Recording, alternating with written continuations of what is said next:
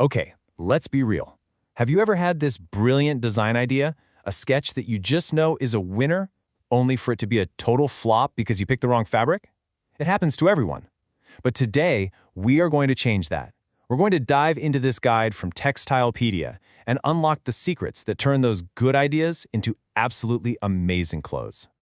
You know, this quote right here is the absolute core of it all. It's like, think of yourself as an architect. You would never, ever build a skyscraper on a shaky foundation, right? Of course not. Well, it's the exact same thing in fashion. Your fabric isn't just some afterthought. It is the ground your entire creative vision is built on. So I want you to ask yourself this. When you choose a material, is it a smart, deliberate choice?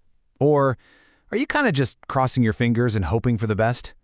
By the end of this, I promise, you're going to have the tools you need to build with total competence. All right, first up, let's really dig into the problem we're solving here. The book calls it the designer's dilemma, and it is a big one.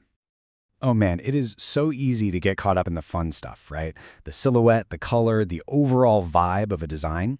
But as Textilepedia points out, if you have this amazing idea for a beautiful, flowing gown, and you try to make it out of a super stiff, rigid material, it's just going to fail. It has to. The material and the design have to be a team. Function and form are completely connected. So to really get a grip on our materials, we've got to go back, like all the way back, to the very beginning of the story. Let's look at how fabric is built from its tiniest, most essential element, the fiber. Yep, everything, and I mean everything, starts right here. A fiber is the basic building block. Think of it as the DNA of your fabric. It's this tiny little strand that holds the genetic code for how the final product is going to look, feel, and behave. And these fibers basically come in three main families. You've got your natural fibers, stuff that comes from plants like cotton or from animals like wool. Then you have synthetics, which are totally man-made from chemicals like polyester. And then there's this really cool middle ground called regenerated, where you take something natural like wood pulp and use chemicals to process it into a fiber like rayon. And this is just a perfect example of why that origin is everything. Look at this. On the left, you've got that fluffy cotton boll. You just know it's going to be breathable, soft, and casual. But on the right, that's from a silkworm cocoon. That's going to give us something totally different, something lustrous, smooth, and surprisingly strong. Two completely different stories, both starting in nature. Okay, so what happens to all those tiny little fibers? Well, they get spun together, and that's how you get yarn. This step is absolutely critical. This is the moment that raw potential gets turned into an actual usable thread that we can finally make something with. Now, not all yarns are created equal. You've got staple yarns, which are made from twisting together lots of short little fibers, like cotton. That's what gives them that slightly fuzzy, soft feel. Then you have filament yarns, which come from one single, super long strand. Again, just picture unspooling the silk cocoon. That's what creates that really smooth, shiny surface. And believe me, the customization doesn't stop there. A yarn gets its unique personality from so many things. Its fiber length, sure, but also how it's processed. Is it carded for a more rugged feel or combed to make it extra soft for a high-end t-shirt? How many strands are twisted together? That's called the ply, adds strength. And then there's texture. You can have bumpy slub yarns, loopy boucle yarns. Every single choice totally changes the final result. Okay, so we've got our yarn. Now for the real magic. Let's see how that one-dimensional thread becomes a two-dimensional piece of fabric we can actually work with. Let's start with weaving.